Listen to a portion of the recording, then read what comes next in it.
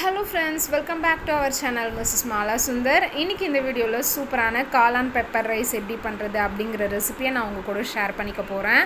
அது மட்டும் இல்லாம 2 days before நியூவான ஹியரிங் அண்ட் கோல்ட் செயின் வந்து பர்ச்சேஸ் பண்ணியிருந்தேன்.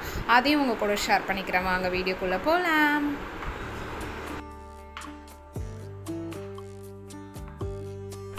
இந்த காளான் பெப்பர் ரைஸ் பண்றதுக்கு காளானை ஃபர்ஸ்ட் நல்லா வாஷ் பண்ணிட்டு அதுக்கு அப்புறம் அதை குட்டி குட்டியா கட் பண்ணி எடுத்துக்கோங்க.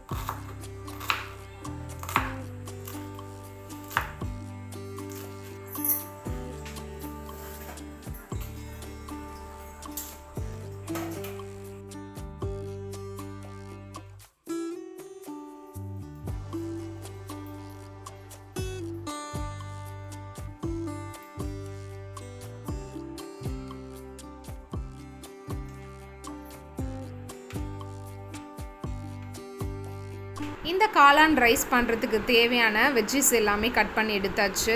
இப்போ ரைஸ் பண்ணுறதுக்கு ஸ்டார்ட் பண்ணிடலாம்.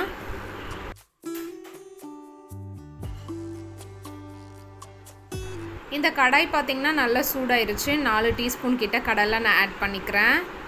எண்ணெய் நல்லா காஞ்சிருச்சு. 1/4 டீஸ்பூன் கடுகு. இப்போ இதில் குட்டி குட்டியாக சாப் பண்ணி வச்சுருக்க பச்சை மிளகாய் 2 சேர்த்துக்கிறேன். 3 வரமிளகாய் உடச்சி சேர்த்துக்கிறேன். ஒரு கொத்து கருவேப்பிலை. இப்போ இதில் குட்டி குட்டியாக சாப் பண்ணி வச்சுருந்த 4 பெரிய வெங்காயம். இது எல்லாத்தையும் சேர்த்து இந்த வெங்காயம் நல்லா கோல்டன் ப்ரௌன் கலர் வர வரையும் சாத்தே பண்ணிக்கிறேன். வெங்காயம் பார்த்திங்கன்னா நல்லா சாத்தே ஆயிடுச்சு. இப்போ இதில் கட் பண்ணி வச்சுருக்க தக்காளியை சேர்த்து 1/4 டீஸ்பூன் மஞ்சள் தூள், கொஞ்சமாக சால்ட் ஆட் பண்ணி நல்லா சாத்தே பண்ணிக்கிறேன். தக்காளி சேர்த்துட்டு உடனேயே அதில் நீங்கள் மஞ்சள் தூள் சேர்த்திங்கன்னா அந்த தக்காளியில் இருக்கக்கூடிய தண்ணி எல்லாமே நல்லா நீக்கி கொடுத்துரும்.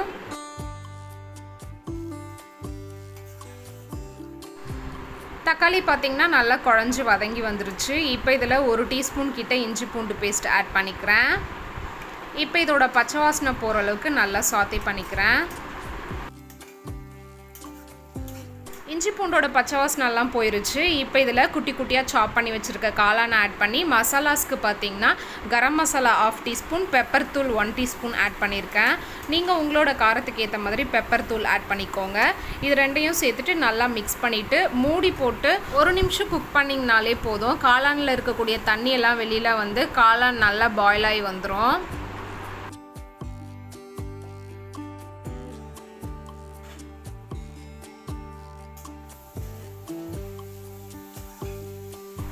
காளானில் இருக்கக்கூடிய தண்ணி எல்லாமே வெளியில் வந்து காளான் பார்த்திங்கன்னா நல்லா பாயில் ஆயிருச்சு.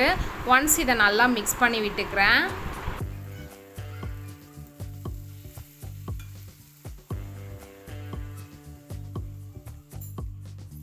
இப்போ இதில் வடித்து வச்சுருக்க ரைஸை சேர்த்துக்கிறேன். திரும்பவும் இதில் 1/2 டீஸ்பூன் கிட்ட பெப்பர் ஆட் பண்ணிக்கிறேன். ஃபஸ்ட்டே சொன்ன மாதிரியே தான் உங்களோட காரத்துக்கு ஏற்ற மாதிரி நீங்கள் இதில் பெப்பர் வந்து ஆட் பண்ணிக்கோங்க. தேவையான அளவு சால்ட்டு, கொஞ்சமாக கொத்தமல்லி ஆட் பண்ணி நல்லா மிக்ஸ் பண்ணி விட்டுக்கிறேன்.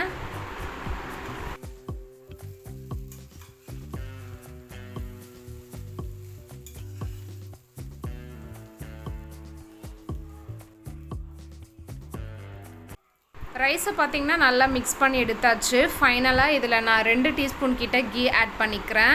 இது வந்து ஆப்ஷனல் தான். எனக்கு வந்து கீனா ரொம்பவும் பிடிக்கும், பாப்பாவுக்கும் பிடிக்கும். ரீசன்ட் டேஸில் ஹஸ்பண்டுமே விரும்பி சாப்பிட ஆரம்பிச்சிட்டாங்க. அதனால் நான் வந்து கீ ஆட் பண்ணியிருக்கேன். உங்களுக்கு வேணும்னா நீங்கள் ஆட் பண்ணிக்கோங்க, இல்லைனா ஸ்கிப் பண்ணிடுங்க. 2 டீஸ்பூன் கிட்ட கீ ஆட் பண்ணி நல்லா மிக்ஸ் பண்ணி எடுத்திங்கன்னா சூப்பரான காளான் பெப்பர் ரைஸ் வந்து ரெடி ஆயிரும். இவ்வளோ தான் ஃப்ரெண்ட்ஸ். கண்டிப்பாக இந்த ரெசிபியை உங்கள் வீட்டில் ட்ரை பண்ணி பாருங்கள். டேஸ்ட் வந்து ரொம்பவும் சூப்பராக இருக்கும். காளானில் நீங்கள் ஒரு சைட் டிஷ் மாதிரியெல்லாம் பண்ணி கொடுத்தீங்கன்னா குழந்தைங்க அந்த அளவுக்கு விருப்பப்பட்டு சாப்பிட மாட்டாங்க. ரைஸில் இந்த மாதிரி குட்டி குட்டியாக கட் பண்ணி ஆட் பண்ணி செஞ்சு கொடுத்தீங்கன்னா விருப்பப்பட்டு சாப்பிடுவாங்க. அன்றைக்கி காளான் பெப்பர் ரைஸோட டேஸ்ட்டு பார்த்திங்கன்னா ரொம்பவுமே சூப்பராக இருந்தது. என் ஹஸ்பண்டுக்குமே பார்த்திங்கன்னா ரொம்பவும் பிடிச்சிருந்தது. நெக்ஸ்ட் டே பார்த்திங்கன்னா பாப்பாவை ஷாப்பிங் கூட்டு போயிருந்தோம். பாப்பாவுக்கு 6th அன்னைக்கு ஸ்கூல் ஓப்பன் ஆகுது. ஸோ பாப்பாவுக்கு தேவையான ஸ்கூல் பேகு, பென்சில் பாக்ஸ் இதெல்லாம் வாங்கலான்னு சொல்லிட்டு பாப்பாக்கிட்டே பார்த்திங்கன்னா நாங்கள் சொல்லியாச்சு, உனக்கு பிடிச்ச மாதிரியான பாக்ஸு, உனக்கு பிடிச்ச மாதிரியான ரைசர் செட்டெல்லாம் நீயே வாங்கிக்கோடா அப்படின்னு சொல்லிட்டு அங்கே வந்து நிறைய இருந்தது. பாப்பாவுக்கே வந்து கன்ஃபியூஷன் ஆயிடுச்சு, எதை எடுக்கிறது எதை விடுறது அப்படின்னு சொல்லிட்டு ஃபைனலாக பார்த்திங்கன்னா அவளுக்கு பிடிச்ச மாதிரியான ஒரு இரேசர் செட்டு, பென்சில் பாக்ஸ் எல்லாம் மேடமே வந்து சூஸ் பண்ணிக்கிட்டாங்க. பேக் வந்து பார்த்துருந்தோம், பட் பேக் எதுவுமே பார்த்திங்கன்னா அந்தளவுக்கு எங்களுக்கு பிடிச்ச மாதிரி இல்லை.